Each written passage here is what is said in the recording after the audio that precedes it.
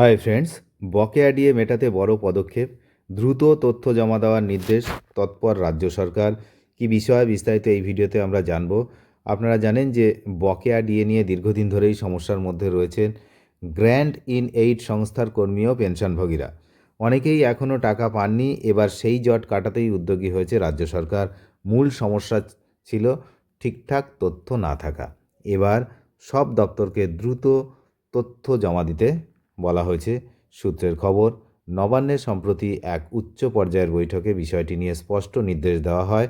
বৈঠকে উপস্থিত ছিলেন একাধিক গুরুত্বপূর্ণ দপ্তরের শীর্ষ আধিকারিকরা। সেখানে গ্র্যান্ট ইন এইড সংস্থাগুলির কর্মীদের বকেয়া ডিএ সংক্রান্ত তথ্য সংগ্রহ ও যাচাইয়ের অগ্রগতি খতিয়ে দেখা হয়। অর্থ দপ্তরের তরফে জানানো হয়েছে, ইতিমধ্যেই সুপ্রিম কোর্টের নির্দেশ মেনে 2016 সালের জানুয়ারি থেকে 2019 সালের ডিসেম্বর পর্যন্ত রাজ্য সরকারি কর্মচারী ও পেনশনভোগীদের প্রাপ্য ডিএ মিটিয়ে দেওয়া হয়েছে। তবে সাহায্যপ্রাপ্ত যে সমস্ত সংস্থাগুলি ক্ষেত্রে সম্পূর্ণ তথ্য এখনও হাতে না আসায় টাকা দেওয়ার কাজ শুরু করা সম্ভব হয়নি।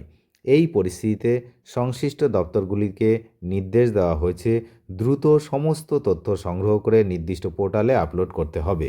কর্মীদের বেতন কাঠামো, চাকরির সময়কাল এবং কতটা ডিএ প্রাপ্য, এই সব তথ্য সঠিকভাবে জমা দেওয়ার উপরেই নির্ভর করছে বকেয়ার হিসাব নির্ধারণ। দীর্ঘদিন ধরে এই বকেয়া নিয়ে অসন্তোষ ছিল কর্মীদের মধ্যে, তাই সরকারের এই পদক্ষেপে কিছুটা আশা তৈরি হয়েছে। তবে কবে টাকা হাতে পাবেন তা এখনই বলা যাচ্ছে না, কারণ পুরো বিষয়টাই নির্ভর করছে কত দ্রুত তথ্য জমা পড়ছে তার ওপর। অন্যদিকে দপ্তরের কিছু আধিকারিক জানিয়েছেন, বিভিন্ন সংস্থার তথ্য একসঙ্গে জোগাড় করা সময়সাপেক্ষ কাজ, তবুও দ্রুত শেষ করার চেষ্টা চলছে।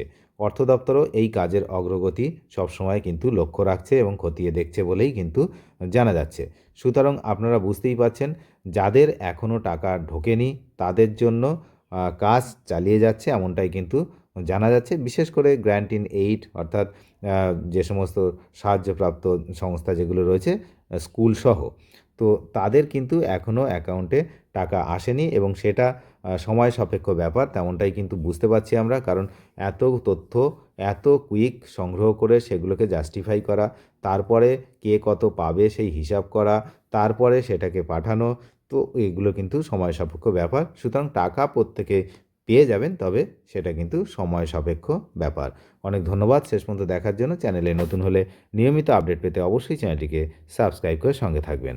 Thank you.